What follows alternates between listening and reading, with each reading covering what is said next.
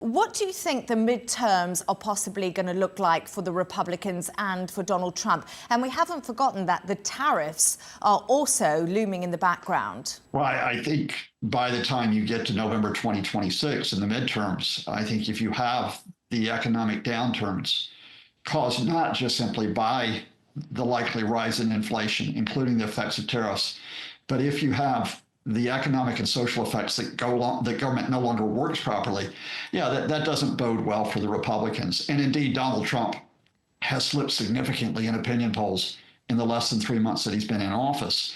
But I have to take this beyond the question of the midterms in November 2026. Before we get there, America's in the unprecedented situation where you have what is now an authoritarian government.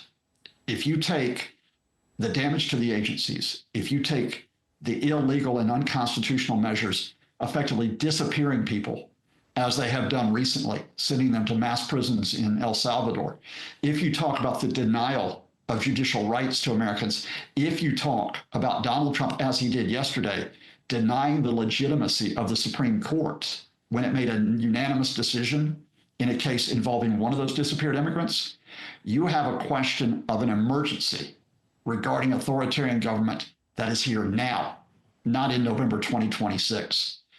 So we've got to talk about that even before we get to the midterms.